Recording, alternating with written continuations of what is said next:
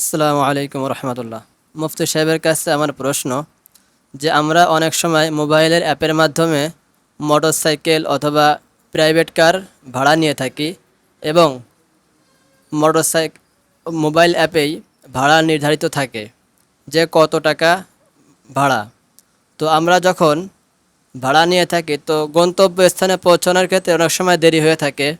আবার পথিমধ্যে আমাদের মোটরসাইকেল হোক অথবা ইসে হোক বিভিন্ন সময় টোল ফি দেওয়া লাগে।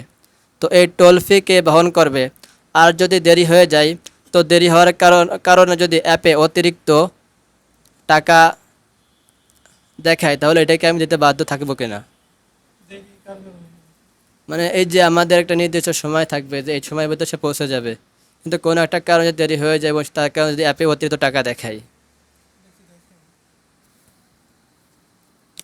হ্যাঁ, এই প্রশ্নের উত্তর হলো যে আমি যদি কোনো অ্যাপসের মাধ্যমে কোনো রাইড শেয়ারিং আমরা ভাড়া করি, কোনো বাইক বা কোনো মাইক্রো আমরা ভাড়া করি, সেই ক্ষেত্রে তার সাথে আমাদের চুক্তি হচ্ছে ওই নির্ধারিত টাকার উপর।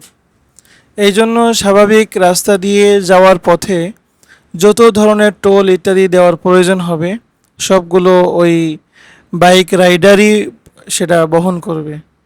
কিন্তু যদি এমন হয় যে স্বাভাবিক নিচ দিয়েই যাওয়ার কথা, কিন্তু আমি বললাম যে তুমি ফ্লাইওভার দিয়ে যাও, অর্থাৎ আমার কারণে যদি সে অন্য রাস্তা দিয়ে যায় এবং সেখানে যদি অতিরিক্ত কোনো টোল ফি দেওয়ার প্রয়োজন হয় সেটা অবশ্যই যাত্রী বহন করবে। এবং যাত্রাপথে যেই দেরি হবে সেই দেরির মধ্যে যদি যাত্রীর কোনো কারণে দেরি না হয়ে থাকে, যদি এই দেরি হয়ে থাকে ওই গাড়ি চালকেরই কোনো কারণে বা ভিড়ের কারণে, তাহলে এক্ষেত্রে কোনো অতিরিক্ত ভাড়া নেওয়ার সুযোগ থাকবে না।